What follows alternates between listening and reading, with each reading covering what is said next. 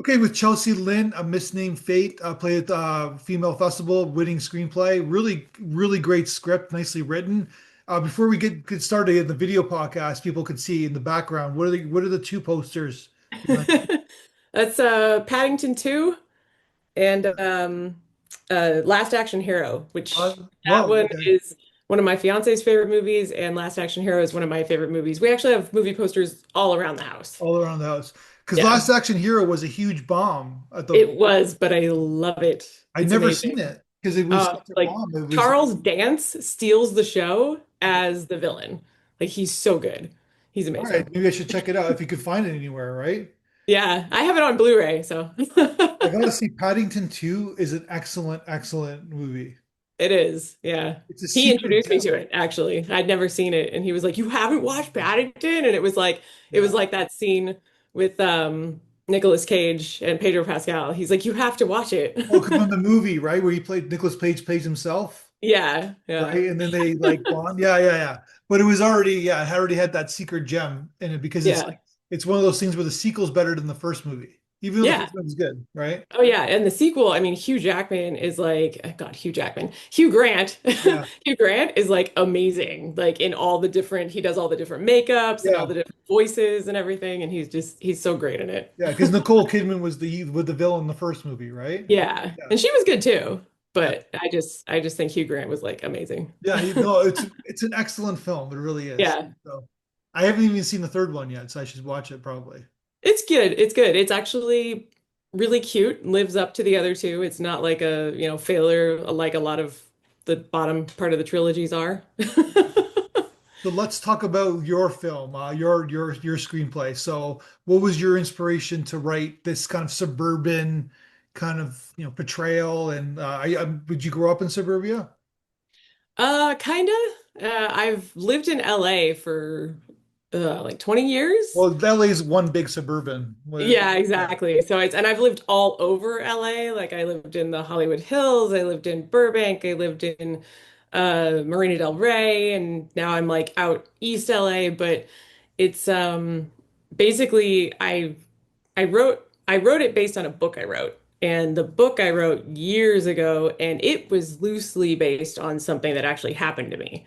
And it's just all about women's friendships and how they can kind of stab each other in the back and about cheating and how that ruins lives. And yeah, so it was kind of that was the whole scope of it. And the original book was called Bitches Ruin Everything. And it's a it's good from a title. line. Yeah. Yeah. It's from a line in the book. And it kind of got the whole thought process started when I wrote the book. And then when I wrote the screenplay, I was like, oh, I should try my hand at screenplays. And then I said, well, what better way to do it than to start with something I wrote already? So, but it's very different from the book. It's one of So, those, the author took a lot of liberties things. how long ago did you? Well, it's different, right? Where you gotta, it's a different kind of concept. Like, right? Well, Yeah. how long ago did you write the novel? I think I wrote it in like 2013, 2014. Okay. Oh, yeah. So it's been a while. Did you modernize it to like to this today's era? Yeah, I modernized it a little bit. There wasn't too much like stuff in it that needed to be changed, but I'm also in a different place now Yeah. with some of the characters than I was then. And so some of the characters changed a lot and became some that weren't villains became villains, some that were kind of bad in the book became better.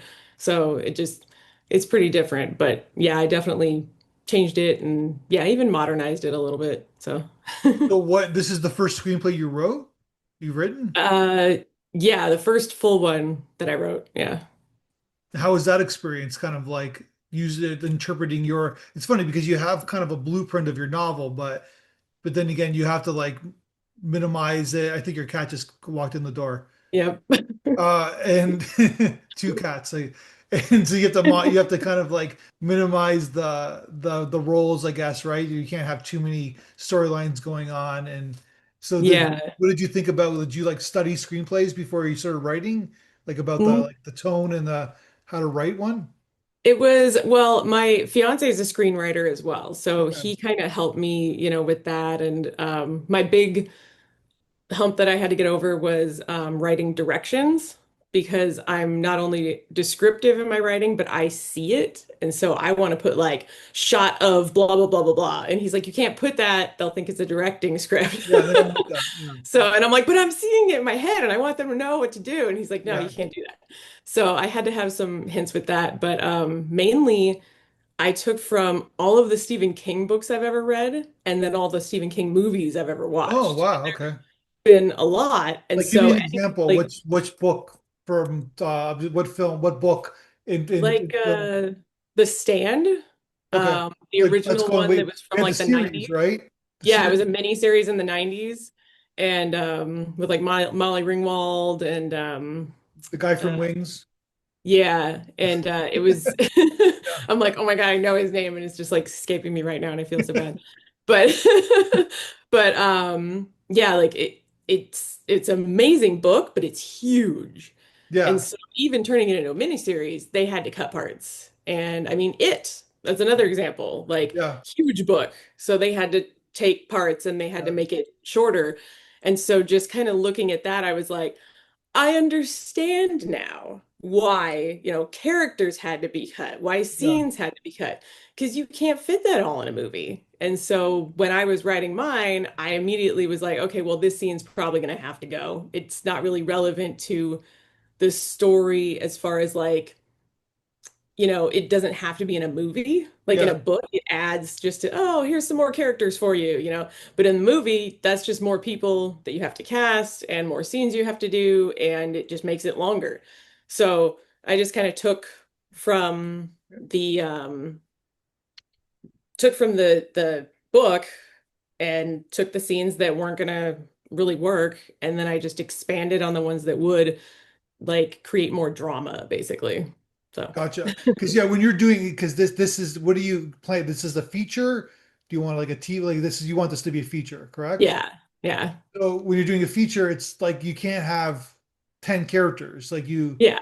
right? You can only follow two or three at best, right? Like, but in a novel, you can kind of go back and forth, right? So yeah, it's like sometimes you amalgamate certain characters into one person, or you kind of Yeah. just scrap them, I guess, right? Yep. Yeah, exactly. There's kind of like there was three couples basically in the book, and there's a bunch of random small side Yeah, characters, but in the screenplay, there's still the three couples, but one half of one of the couples is kind of like small, like not really a main character anymore. Like she's still there because I needed the main character to have a best friend, but the other characters kind of take front and center, and especially the ones who cheat.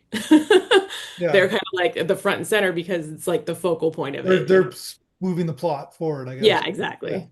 Gotcha. So what did you think? How did you like the experience of like writing like so obviously too when you're writing a script, you can only write what people see. You can't write thoughts in people's heads. You can only show write what you can only write showing, I guess, right? Like Yeah, how'd you like that style of writing?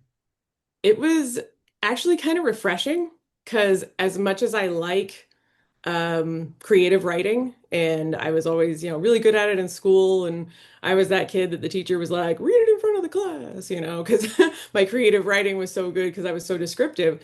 But writing a book, it's like more pressure to be creative writing, like to be descriptive, because you have to fill a certain amount of pages.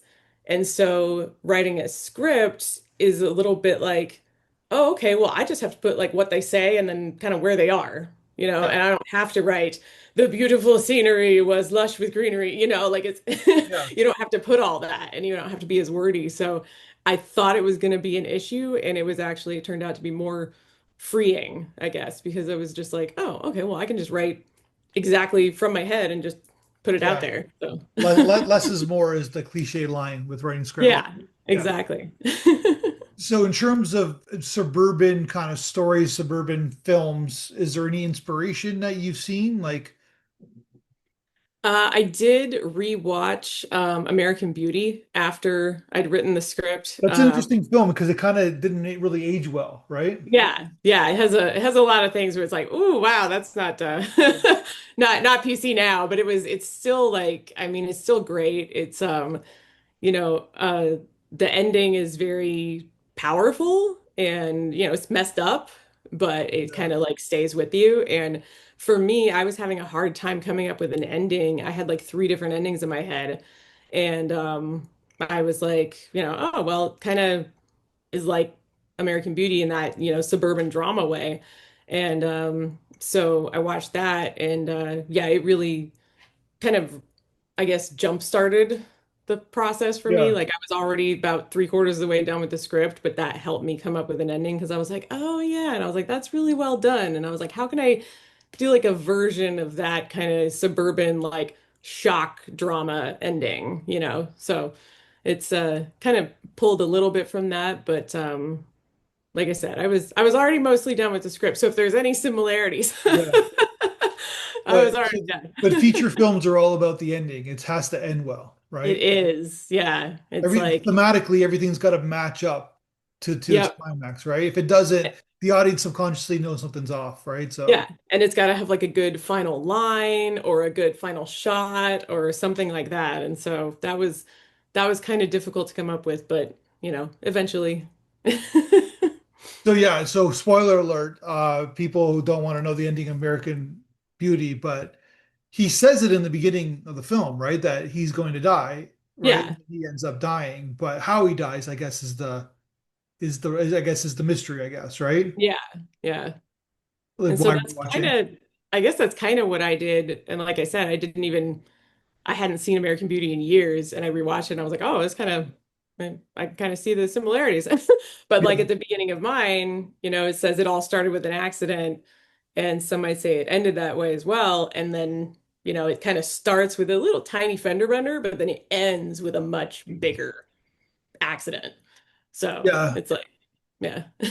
So there's that TV show, but not a movie, but it's the Your Friends and Neighbors that John Hamm show. I don't know if you've seen that one. Mm-mm. So yeah, it's about suburban life. Like he basically, it's on one of those, I think Amazon. It's like a pretty good show. Like it's season two's coming out, but it's about like they're like it's affluent suburbans, and he loses his job, and so he ends up stealing from the neighbors because they have all this extra possessions that nobody gives a crap about, right? And it's Yeah. kind of sort of a take on society where like there's just so much excess that certain population has. And then he learns about his neighbors by stealing from them, right? So it's sort of like, and how everybody's full of shit and, everybody's lying and, yeah. Yeah. Yeah. Can't trust anybody. Just like your kind of your script too, right? Where it's Yeah. like people who are full of shit, right? So, Exactly. Yeah. Everybody's full of shit. Everybody's like backstabbing each other. There's just so much like drama and confusion and just people being just not loyal, I guess, So yeah, because not loyal to everybody's each kind of other. working for the man to a certain extent, right? So, yeah. Yeah. So what thematically, what are you trying to say with your script, like your film or your book? What's your main thing that you're trying to say? Um, I mean, I guess it all kind of stems from, and like, I guess what the whole point is, don't cheat. Cheating sucks. Yeah. But it's also just a commentary and kind of a visual on abuse as well, like domestic abuse. There's like little hints throughout it that are like little tiny things that one of the characters does to his wife that are like I said, they start really small and it's kind of like verbal, and then it gets a little bit physical, and then it's just like it just ends with, way more of that. But it's not only, like I said, it's about cheating, but like that's how it started when I wrote the book. And then after I had some more life experiences, Yeah. I ended up turning it into more what it is now. And so it's kind of yeah, it's both of those. It's a suburban drama that deals with domestic abuse, even a little bit of sexual abuse, and uh, obviously like cheating and infidelity and stuff like that. So there's just all kind of yeah, very dramatic and touches on some, I guess, triggering subjects. Yeah, gotcha. There's a lot of thematics, like same themes in terms of like suburban films where people like ch are chasing something. They're chasing, they work hard, let's assume, and they work hard to get a good degree and get a good job and kind of like buy a house, have kids, have be married, and then they get to that plateau and then they're like, well, this is it. This is like what else is there? And then that's when things started unraveling because their dream has come true by it's very at a very young age for a lot of people, right? 30, Yeah, let's say 30, whatever. It's different now, right? But and all of a yeah. sudden it's like this is what life is, right? And then that's when things unravel, I guess. Yeah. Yeah. And that's, I mean, there are a couple hints at that in the script because there's one Yeah. character that, wants kids and his wife doesn't. And then, like, there's another character who just, wants a safe, happy marriage and it's not happening. And, so there's little things like that. Yeah. Yeah. Yeah. Did you ever see the movie Little Children with Yes, that's another one that I yeah, was like, I should rewatch this. I haven't actually yet, but I kept meaning to, but it was a good movie. Yeah, it yeah. was really It's good. Todd, Yeah. Todd Field like does a lot of those like movies too, right? But Yeah. and Kate Winslet's kind of interesting because she did Revolutionary Road, which is another suburban movie, right? Yeah. With the same guy who did American Beauty, right? So Oh yeah, yeah. yeah, and with DiCaprio. So it's like it's an interesting theme, the themes of kind of suburban life, right? But Little Children is very dark. It's a very dark film, Yeah. right? And it kind of ends dark too, right? So it's like, in in terms of the ending, did you want like? Because you can argue that American Beauty, I guess, it had a happy ending because he kind of like got the best of himself for like 2 months and smoked pot and fascinated over in a very dysfunctional relationship. Anyways, but like I said, it didn't age well. But in the perspective, it's like he kind of got the best out of life before he died, I guess, right? Yeah. So you can say it kind of is a happy ending, I guess, right? But It's it's not necessarily happy, yeah, but it's satisfying. yeah, Because that's like a better the way to put it. Yeah, yeah, yeah, it's like yeah, exactly. It's a satisfying ending because basically the people that you spend the movie hopefully not liking, um, they, they they don't have a good ending. yeah, I mean, there is a bad ending for a person that you hopefully like throughout the movie, but there is also one of the people that's responsible for that. They have it's a pretty satisfying ending, I hope. So I think. yeah. So then that's so you do you want that? Like, and you were like, how did you want your film to end? Um, yeah, I mean, like I said, the ending was really hard to come up with. So at first I had it even more in my mind, even more satisfying because one character gets like serious vengeance, and I did like so much research writing this ending, and then I had a couple like contests tell me it felt contrived, and I was like, well, but yeah, like he poisons somebody with a cherry, like Yeah, it was really cool though, and I really liked writing it, but then it was like, okay, like I got to come up with something else that's more, I guess, natural and not like James Bondy. I don't know. So, yeah, so I ended up writing what it is now, and it's I mean, I wanted it to be, like I said, I wanted it to be tragic but satisfying because I don't like it when people get away with stuff. Like I hated the ending of No Country for Old Men. And so it's, I didn't want it to be like that, where they're like, okay, bye. I did a bunch of terrible stuff in this whole movie and I'm leaving now, So I didn't want it to be like that. so you mean the Harvey Bardem character in that movie? Yeah, Yeah. wins. Like That's the I point of hated it. He that. wins, right? I know. And it was Life so sucks. terrible. Yeah. Speaking of, yeah, they like to make the Coen brothers like to make their suburban movies too, right? So, Yeah. Yeah. well, And that was a mostly great movie. yeah, But yeah, like Woody Harrelson was amazing in that. But yeah, the ending, I was just like, ah, come on. Like, winner of Best Picture back in that day, right? So, yep. Yeah. All right, so what's next for you? Are you gonna make write another screenplay? Are you gonna write another novel, or what are you gonna do next? I actually just finished another one. My fiance and I co-wrote it, and it's A about, screenplay or a novel? yeah, another screenplay. Okay. And it's called Prehistoric Vengeance. And it's about a kid who he's really smart. He's a scientific kid, and his uncle is really rich, and he uses his brains and his uncle's money to scientifically, accurately, somewhat bring back dinosaurs. And he uses them to reap vengeance on the people that killed his parents. Oh, wow. Okay. So it's kind So of like I just finished that one like a little while Jurassic ago. Park meets the